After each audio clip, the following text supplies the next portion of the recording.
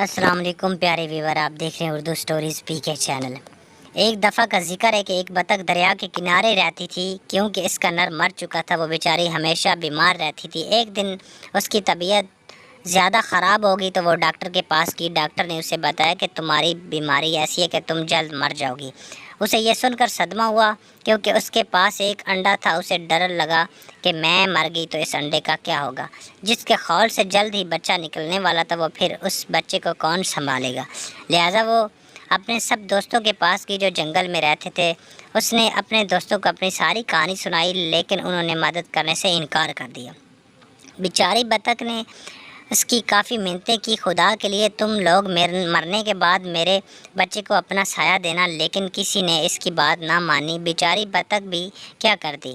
اس کے ذہن میں خیال آیا کہ کیوں نہ میں اپنے بھائی مرغے کے پاس جاؤں، وہ ضرور میری مدد کرے گا۔ لہٰذا وہ مرغے کے پاس گئی اور اسے سارا قصہ سنایا۔ مرغ بھائی، آپ میرے بچے کے ماموں جیسے ہو، پلیز آپ ہی میرے بچے کو اپنا سایہ دینا۔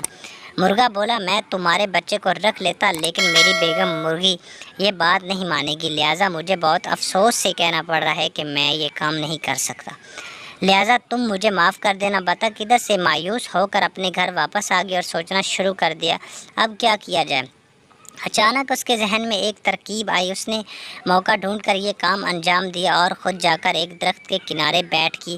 اس کے بعد بطخ کی طبیعت بگڑ گئی اور ایسی بگڑی کہ اس کی موت ہو گئی۔ جب مرغی کے بچے انڈوں سے باہر نکلے تو ان میں سے ایک بطخ کا بچہ تھا۔ مرغی تو سب جان گیا تھا، لیکن اس نے مرغی کو بتانا مناسب نہ سمجھا۔ مرغی نے کافی شور شرابہ کیا اور بولی، میرے بچوں کے ساتھ بطخ کا بچہ نہیں رہے گا۔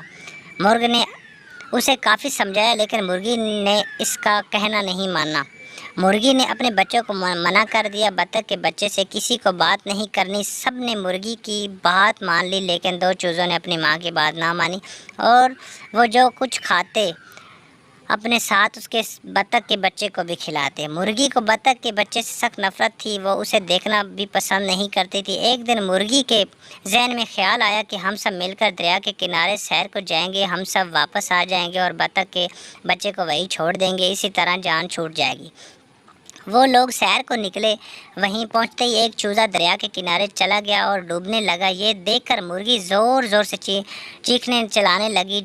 چونکہ بطخ کے بچے کو تیرنا آتا تھا، لہٰذا اس نے فوراً دریا میں تیرنا شروع کر دیا۔ اس چوزے کو نکال کر بہہ لیا اور مرغی نے جب یہ دیکھا تو اپنے کیے پر کافی شرمندہ ہوئی۔ اس نے بطخ کے بچے سے معافی مانگ کر اپنا بیٹا بنا لیا۔ اسی طرح وہ سب ہنسی خوشی رہنے لگے۔